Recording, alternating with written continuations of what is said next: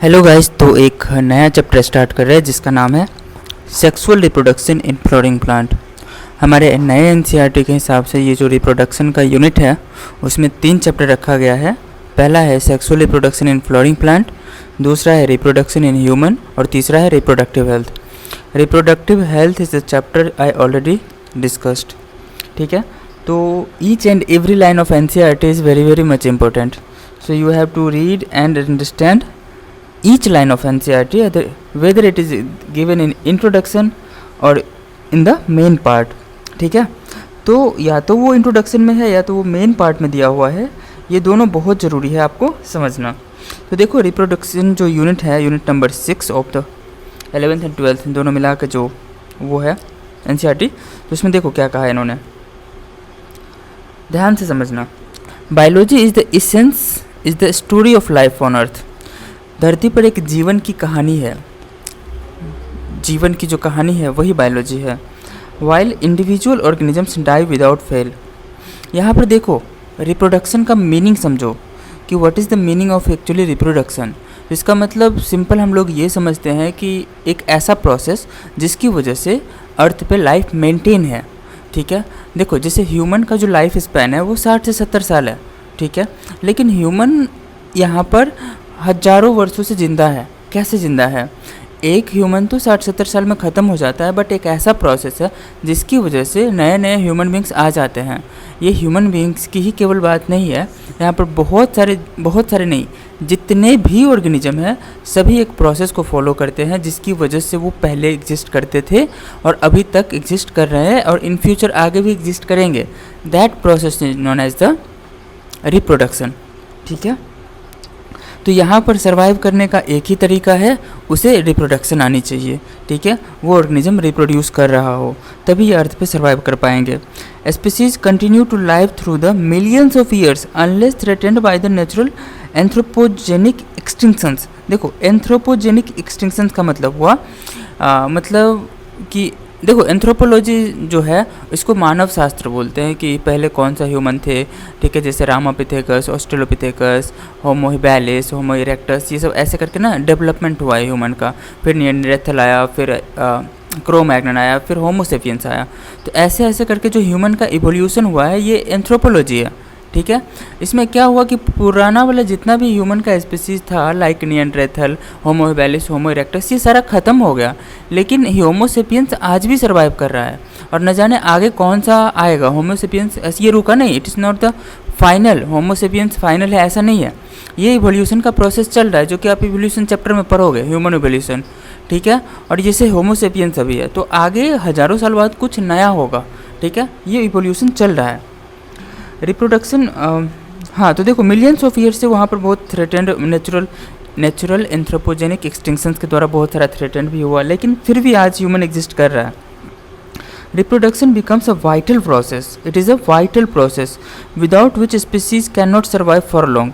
Reproduction एक vital process है जिसके बिना इस धरती पर कोई भी स्पीसीज लंबे समय तक जिंदा नहीं रह सकता। लंबे समय तक इन द सेंस वो हजारों वर्ष तक उसका स्पीसीज मेंटेन नहीं रह सकता बिना रिप्रोडक्शन के। एक स्पीसीज का लाइफ स्पैन भले ही हो सकता है कुछ दिनों का हो, लेकिन वो स्पीसीज हजारों वर्षों से इस धरती पर एग्जिस्ट कर रही है by the process of reproduction. Okay, each individual leaves its progeny by the asexual और सेक्सुअल मीन्स। देखो, रिप्रोडक्शन के 2 मोड हैं, पहला है हमारा सेक्सुअल मोड ऑफ रिप्रोडक्शन और दूसरा है एसेक्सुअल मोड ऑफ रिप्रोडक्शन। सबका अपना अपना तरीका होता है, कुछ एसेक्सुअल के द्वारा अपने लाइफ को मेंटेन करते हैं और कुछ सेक्सुअल रिप्रोडक्शन मोड को शो करते हैं।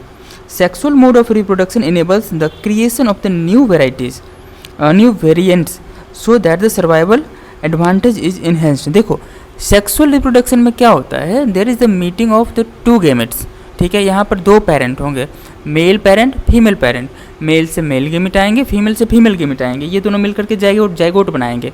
तो जब दोनों का कॉम्बिनेशन हो के जब तीसरा बनता है ना, तो ये कॉम्बो मतलब ये उसमें वेरिएशन देखने को मिलता है, एक नया तरह का जेनेटिक मेकअप होता है जिसकी वजह से वो उस इन्वायरमेंट के में रहने के लिए उसको एक एडवांटेज मिलता है कि वो उस इन्वायरमेंट को टॉलरेट कर सकता है। ठीक है, ये सेक्सुअल रिप्रोडक्शन में होता है। लेकिन एसेक्सुअल रिप्रोडक्शन में ऐसा कोई वेरिएशन नहीं होता है, वो सेम टू सेम रहता है। ठीक है, तो ऐसा एडवांटेज एसेक्सुअल में नहीं होता है, it is only in the sexual reproduction. This unit explains, मतलब इस पूरे रिप्रोडक्शन के यूनिट में क्या एक्सप्लेन करेंगे, the details of the reproductive process in the flowering plant and humans easily. देखो, ह्यूमन का रिप्रोडक्शन हम पहले पढ़ चुके हैं, लेकिन पूरे इस यूनिट में हमें क्या पढ़ना है, तो फ्लोरिंग प्लांट में how the reproduction occurs and to relate the representative examples, मतलब बहुत सारे एग्जाम्पल की सहायता से हम लोग समझने वाले हैं। Related respective on the human reproductive health, सबसे लास्ट चैप्टर में हम लोग देखेंगे, जो कि हम देख चुके हैं रिप्रोडक्टिव हेल्थ के बारे में। And how the reproductive ill health can avoided is also, मतलब कि रिप्रोडक्टिव इल हेल्थ जो है, इल मतलब कि हेल्थ गुड नहीं है, उससे हम लोग कैसे कॉप अप करेंगे।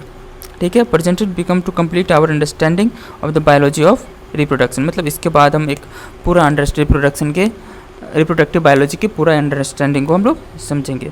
तो आई होप आपको एक छोटा सा जो इंट्रो दिया हुआ था हमारे रिप्रोडक्शन चैप्टर का, वो आपको समझ में आया होगा। ठीक है, अब हम आगे बढ़ते हैं एक साइंटिस्ट के बारे में जानने के लिए, जो कि पंचानन माहेश्वरी जी के बारे में बताया है।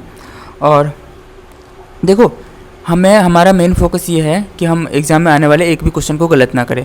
तो एनसीईआरटी के सारे लाइन को आपको समझना है। ठीक है, आप इसको वीडियो को 1x या 1x तो होता ही है नॉर्मल, 2x में भी देख सकते हो, ताकि ये जल्दी ख़त्म हो जाए अगर आपको जब बोर लगे तो देखो क्या बता रहा है ये। तो ये जो पंचानन माहेश्वरी है, उनका जन्म हुआ है 1904 में जयपुर में। ये आप भी पढ़ोगे तो आपको भी समझ में आ जाएगा, लेकिन हम एक बार बस रीड कर देते हैं। राजस्थान में हुआ है। Panchanan Maheshwari rose to become one of the most distinguished botanist not only in the India but out of the entire world. ये एक बहुत बड़े बोटनिस्ट हुए हैं अपने समय के। ही मूव्ड टू इलाहाबाद, जो कि आज के टाइम पे इलाहाबाद को प्रयागराज घोषित कर दिया गया है, फॉर हिज हायर एजुकेशन। ये इंडियन साइंटिस्ट है। Way to obtain this DSc degree during the college days. तो वो इलाहाबाद मूव कर गए अपने DSc डिग्री के लिए।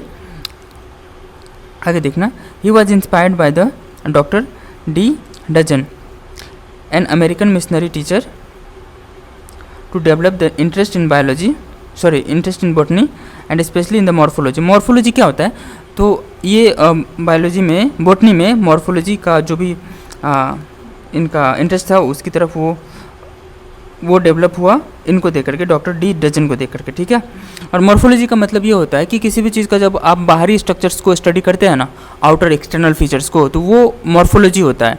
और जब हम किसी चीज़ के इंटरनल स्ट्रक्चर्स को स्टडी करते हैं, उसको हम लोग एनाटॉमी बोलते हैं। जैसे कि ह्यूमन एनाटॉमी आपका चैप्टर है आगे, मॉर्फोलॉजी इन फ्लोरिंग प्लांट्स, मतलब ऊपर से हम लोग पढ़ने वाले हैं, तो वो morphology. And when you have to study the internal organs, कि चीज़ें कैसे परफॉर्म करती है, कैसे वर्क करती है, किस तरह का स्ट्रक्चर प्रेजेंट होता है अंदर में मतलब एनाटॉमी।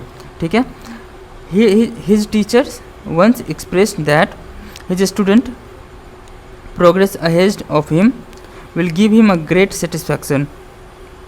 क्या है, his teacher once expressed that if his student progress ahead, मतलब उसका स्टूडेंट अगर उससे आगे जाता है, मतलब उनके टीचर का स्टूडेंट जो उनसे आगे जाता है, तो वो बहुत खुश होते हैं। ठीक है, उसको बहुत संतोष महसूस होता है। ठीक है, these words encouraged of the Panchanan to inquire what he could do for the teachers in return. तो ये वर्ड उनको, मतलब ये सेंटेंस उसको काफ़ी इनकरेज किया कि वो अपने टीचर के लिए रिटर्न में क्या कर सकते हैं। अब देखो इन्होंने किया क्या। He worked on the embryological aspects of the popularised use of the embryological characters in the taxonomy. Taxonomy आपने पढ़ा है ना, ठीक है, स्टार्टिंग में 11th क्लास में था। तो उन्होंने बहुत ज़्यादा काम किया एम्ब्रियोलॉजिकल एस्पेक्ट्स में, जो कि एम्ब्रियोलॉजिकल कैरेक्टर्स को टैक्सोनॉमी में मतलब क्या किया, मतलब किस तरह का यूज है एम्ब्रियोलॉजिकल एस्पेक्ट्स का टैक्सोनॉमी में, उस चीज़ पे उन्होंने काम किया। He stabilised the department of the botany university of Delhi as an important centre of the research in the embryology and tissue culture. देखो, टिश्यू कल्चर और एम्ब्रियोलॉजी में उन्होंने एक डिपार्टमेंट को इस्टेब्लिश किया। ठीक है, कहाँ पर, यूनिवर्सिटी ऑफ दिल्ली में, बॉटनी डिपार्टमेंट में। He also emphasise that the need for the initiation of the work on the artificial culture of the immature embryos. Artificial culture क्या है, ही मतलब उस पर उन्होंने बहुत ज़्यादा काम किया। Initiation of the work of the artificial culture of the immature embryo. Immature embryo को, मतलब जो डेवलप नहीं है एम्ब्रियो, उसको आर्टिफिशियल कल्चर करने के लिए। ठीक है। This days tissue culture has become the landmark in science. Tissue culture का बहुत इंपॉर्टेंट है आजकल साइंस में। His work on the test tube fertilisation and intraovarian pollination, intra ovarian pollination won the world wide acclaim. मतलब इन्होंने उस पर भी बहुत ज़्यादा काम किया। टेस्ट ट्यूब फर्टिलाइजेशन में मतलब पोलिन ग्रेन और एग को उसमें टेस्ट ट्यूब में फर्टिलाइज करके, and intra ovarian pollination and one the acclaim. You have to search it on the internet what is the meaning of acclaim. He was honoured with the fellowship in the royal, देखो ये याद करना जरूरी ज़्यादा है। तो उसको क्या चीज़ से ऑनर किया गया? Royal society of the London, FRS, Indian national science academy and the several others institute of the excellence, सब ने इसको सम्मानित किया। He encourage that the general education and the made of the significant contribution to the school education by the leadership and bringing out of the very first text book of the biology of the higher secondary school published by NCERT। मतलब ये जो NCERT के द्वारा 1964 में जो biology का text book publish किया गया था ना, उसमें भी इसका वो क्या था, बहुत इनका रोल था। ठीक है, तो आई होप आपको ये इनके बारे में समझ में आया होगा। आप इनको अच्छे से एक बार रीड कर लेना, ताकि अगर गलती से इस बार क्वेश्चन आ जाए, उसमें था ना physico chemical approach, reductionist biology आ गया था ना, कि इसको क्या पता था, इसीलिए तो इसको पढ़ना जरूरी है। ठीक है, नेक्स्ट ईयर हो सकता है आ जाए। ठीक है, तो इंपॉर्टेंट है इसलिए मैंने बताया। तो आप इसको एक बार रीड कर लेना अच्छे से,